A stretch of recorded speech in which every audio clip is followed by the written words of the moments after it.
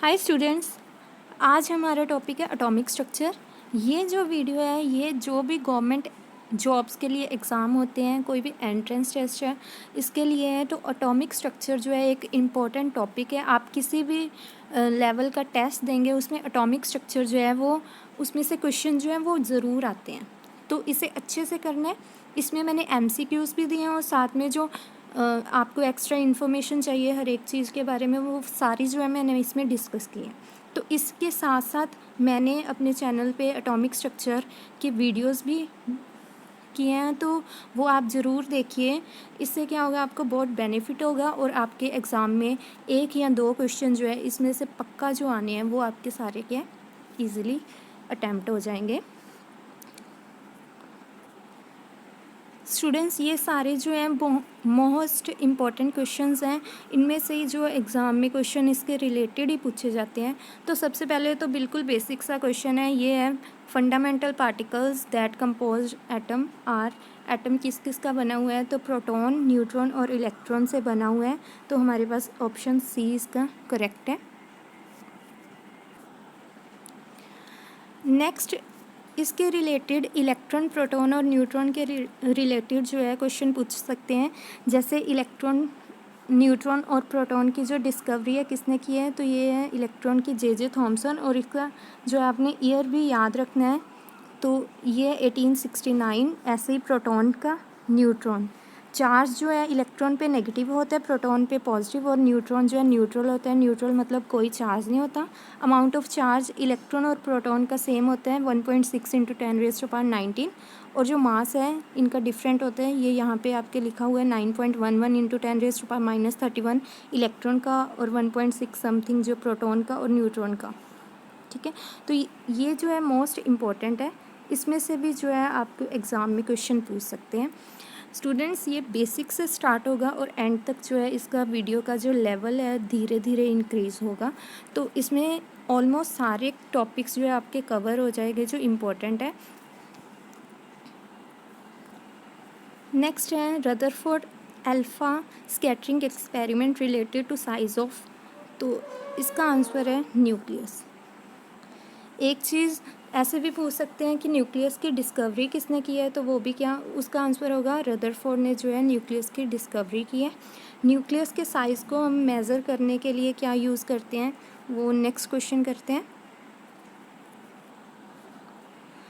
उससे पहले मैं आपको अल्फ़ा स्कैटरिंग एक्सपेरिमेंट में जो अल्फ़ा पार्टिकल है उसके बारे में बता दूं। तो अल्फ़ा पार्टिकल क्या होता है? Helium nucleus. हीलियम न्यूक्लियस भी होता है, या फिर हम इसे He2 पॉजिटिव से भी लिखते हैं। तो दोनों चीज़ें जो है वो क्या है, हमारे पास सेम है।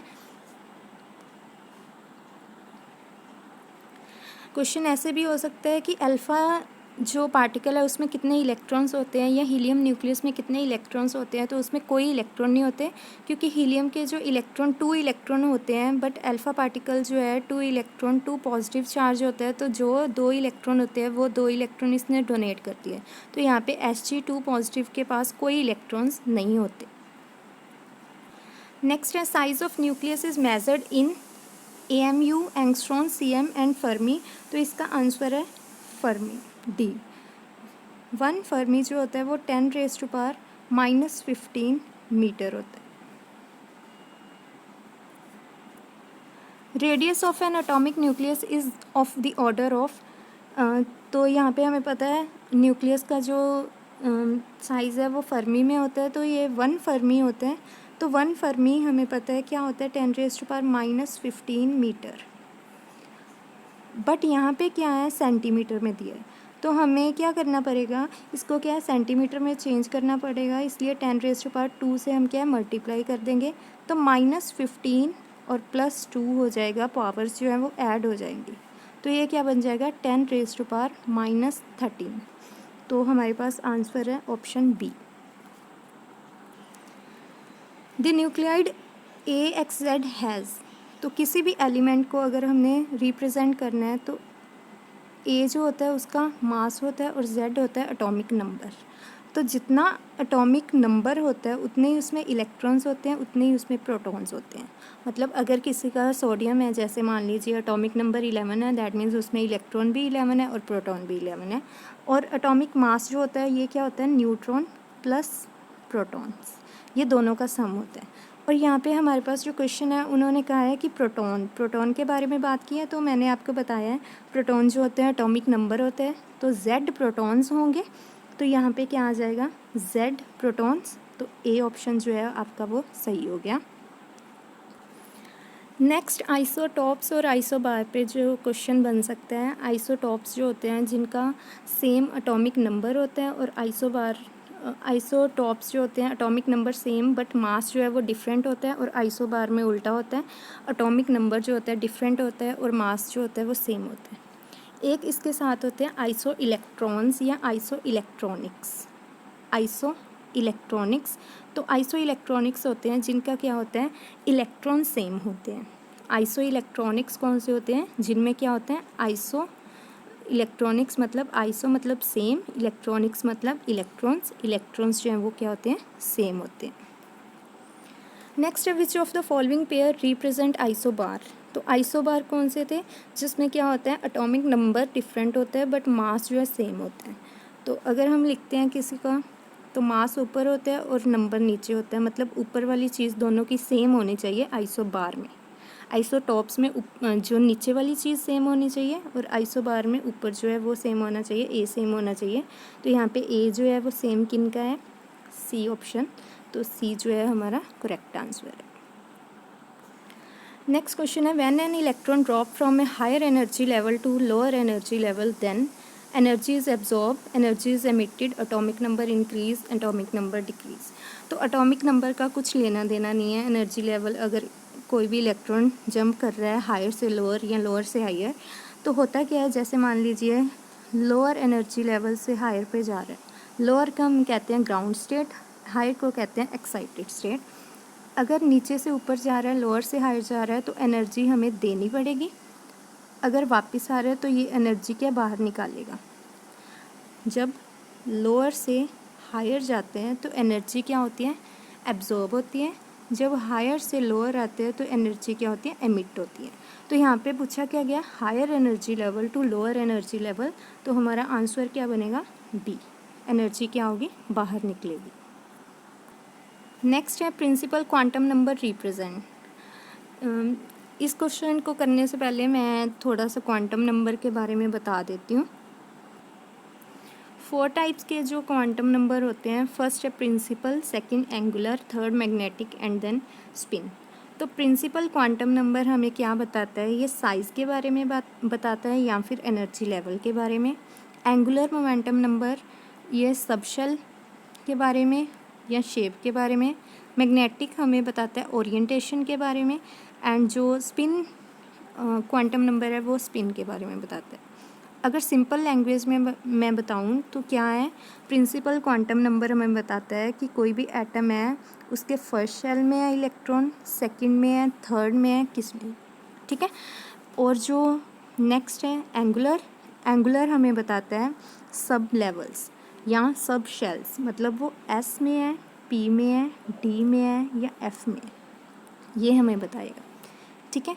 नेक्स्ट है मैग्नेटिक में आ जाएगा, जैसे मान लीजिए पी के क्या होते हैं, 3 ऑर्बिटल्स होते हैं, इलेक्ट्रॉन क्या है, फर्स्ट में है, सेकंड में है, थर्ड में है, या डी के 5 होते हैं तो वो किस में है, वो ऑर्बिटल्स के बारे में बताएगा। और नेक्स्ट है स्पिन हमें बताएगा कि हमें पता है कोई भी ऑर्बिटल में 2 इलेक्ट्रॉन्स होते हैं, एक क्या होता है क्लॉकवाइज और एक क्या होता है एंटी क्लॉकवाइज।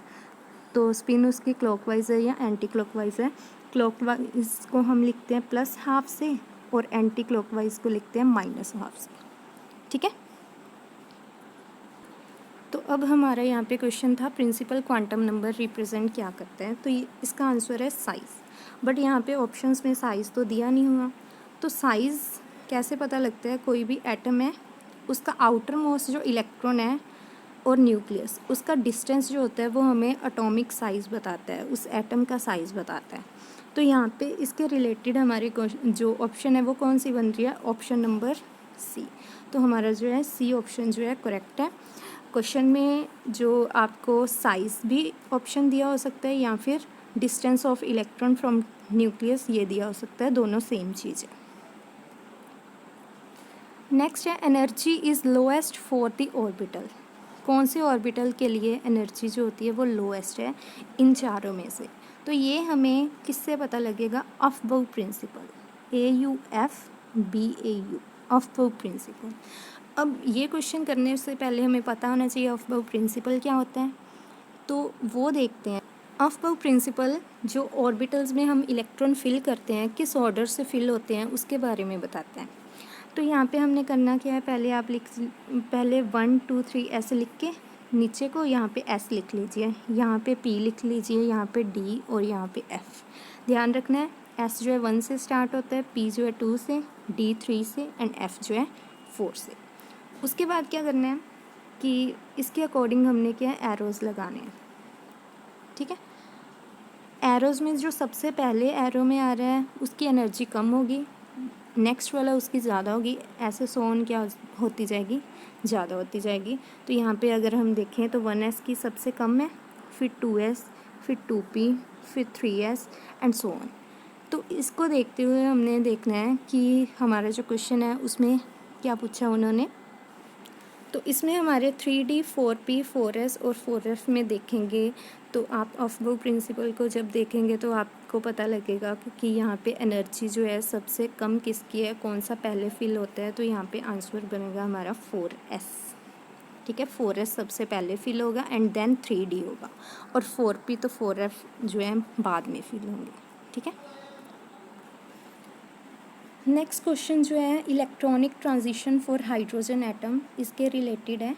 तो ये मैं पहले आपको बता दूं, हाइड्रोजन एटम के जो इलेक्ट्रॉन्स हैं उनकी क्या होती है, ट्रांजिशन होती है। ट्रांजिशन मतलब हायर लेवल से वो क्या लोअर लेवल पे आते हैं।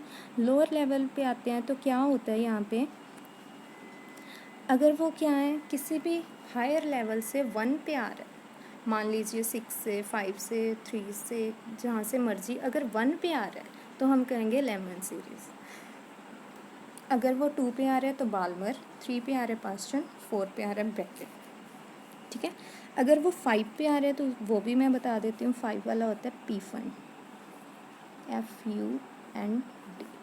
ठीक है, पी फंड अगर 5 पे वो आ रहे हैं।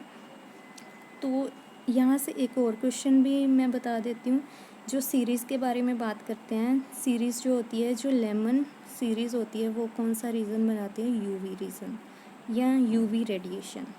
बाल्मर जो होती है वो विजिबल, VISIBLE विजिबल, एंड जो पास्चन होती है उसका होता है IR मतलब इंफ्रारेड। तो लेमन जो होता है UV, इसका बन गया विजिबल, और ये क्या हो गया I। तो इस क्वेश्चन में आपने क्या करना है, मैच करना है। तो ये A, B और C जो हैं ये एक तरह के हैं, इन तीनों में आपने मैचिंग करनी है। तो लेमन सीरीज़ मैंने अभी बताया ये क्या होता है, UV region, ultra violet region. Paschen जो होती है ये IR होती है, और बाल्मर जो होती है विजिबल। विजिबल सीधा भी लिखा हो सकता है, पार्शली विजिबल भी लिखा हो सकता है, दोनों ही सेम है। ठीक है, नेक्स्ट उसके बाद है बोहर थ्योरी और हाइजेनबर्ग, डी ब्रोगली और ये तीनों में हम करेंगे, इनके तीनों के फार्मूलाज, इसको हमने मैच करना है। तो बोहर थ्योरी का फार्मूला जो है MVR is equal to NH/2π। तो M जो है मास हो गया, V velocity, R radius, N number of shells, H जो हो गया वो प्लैंक कांस्टेंट, 2 पाई हमें पता है कितना होता है 22/7।